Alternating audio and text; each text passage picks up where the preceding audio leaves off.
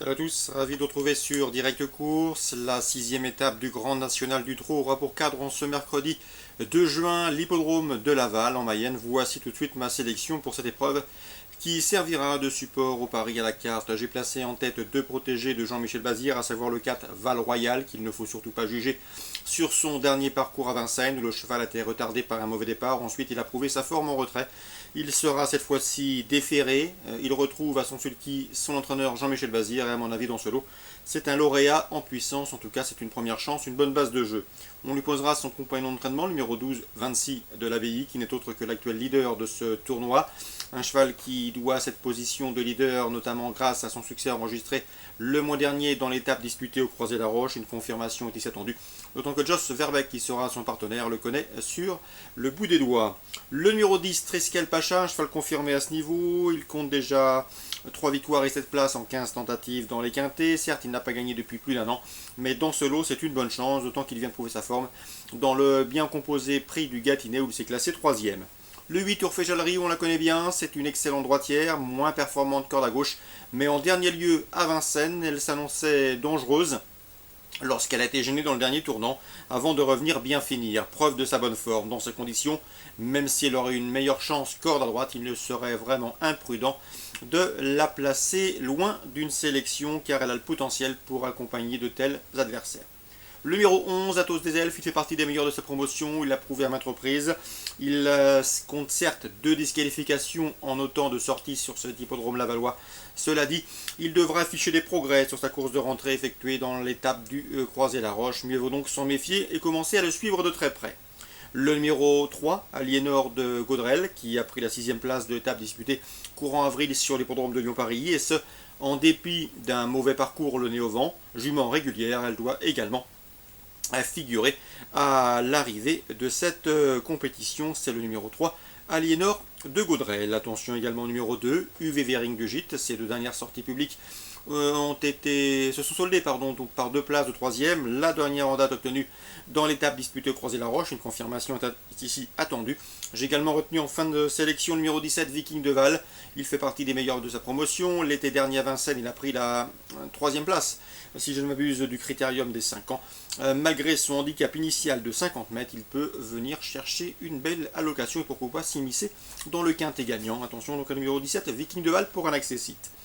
Résumé chiffré, 4, 12, 18, 11, 3, 2 et numéro 17. Je répète, 4, 12, 18, 11, 3, 2 et 17. Toujours à Laval en Réunion 1. Dans la 5e, attention, 509 Colback, un cheval certes délicat, mais à l'évidence doué. Il n'a pas les gains en rapport avec ce potentiel, et à mon avis, dans ce lot, s'il trotte d'un bout à l'autre du parcours, il doit pouvoir s'imposer. Le 509 Colback. Le 615 Uranus Duval, protégé d'Éric Lambert, trouve également une belle occasion de passer le poteau en tête. Un cheval qui est confirmé à Laval, il y compte déjà plusieurs succès. L'opposition est dans ses cordes et il faut juste lui souhaiter un bon parcours, car il n'a rien à envier à ses rivaux du jour, le 615 Uranus Duval. Dans la 7e, je vous conseille surtout le 715 du Golin du Maine, un cheval que je vous indiquais diverses reprises, et cela s'est souvent bien passé, c'est un cheval de qualité. Le départ reste son point faible, mais une fois parti, c'est un cheval assez fiable. Et dans ce lot, le cheval aborde ce rendez-vous en pleine possession de ses moyens. Son entraîneur est logiquement confiant, s'il part sur la bonne jambe, ses adversaires du jour ont vraiment des soucis à se faire. Attention également dans cette épreuve au 703 Viking de Trémaou, un cheval qui a des références à faire valoir sous la selle. Il revient dans cette discipline avec de sérieuses prétentions. Il sera confié de surcroît à un pilote, 715 et 703. Je termine avec la 9e pour vous conseiller le 907 dans cette compétition qui doit avoir un bon rôle à jouer. Attention également au 911 Bijou d'Or, un cheval ménager qui est en retard de gain et qui devrait faire un excellent printemps-été. Attention également au numéro 13, un Brin d'Or, un cheval dur à l'effort, capable de lancer la course de loin et qui peut aller loin dans son entreprise. 907, 911 et 913, mes 3 préférés pour cette 9e et dernière course du programme lavallois. Concernant la test en Réunion 2, on fera attention à la débutante dans la première, le 105 Valdaya, puisqu'elle est bien née. C'est une sœur utérine de la championne Valera qui avait remporté l'édition 2012 du prix de Diane avant de connaître une fin tragique. Dans la 7e handicap, attention aux 2 protégés de Christophe Letou, le 705 Litéa qui vient de se prouver sa forme en se classant 3e à Nantes. et qui devrait pouvoir confirmer dans ce handicap à sa portée. Sa compagne d'entraînement, le 701 au Estel, deuxième d'un handicap récemment au Lyon-d'Angers, c'était début mai, doit également pouvoir bien tenir sa partie à ce niveau. Donc pour la test en Réunion 2, on fera confiance à la débutante le 105 Valdaya, bien née puisque sœur utérine de la championne Valira. Dans le handicap 16e cours 705-701, protégé de Christophe Lotou. Enfin en Réunion 3 à Maison Lafitte, je vous conseille dans la 7e un Britannique, le 702 Rolf Glass, qui est une pouliche de 2 ans qui vient de s'imposer sur l'hippodrome de Redcar, qui débute sur notre sol avec une belle chance de succès. Surtout qu'il s'agit d'une course à réclamer, que la vitesse ne lui fait pas défaut.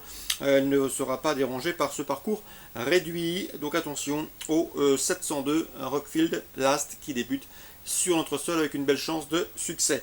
On lui posera logiquement le 701 Clinoman, un poulain de 2 ans, qui aura pour lui sa forme, son expérience, ce qui peut jouer dans la balance dans la phase finale.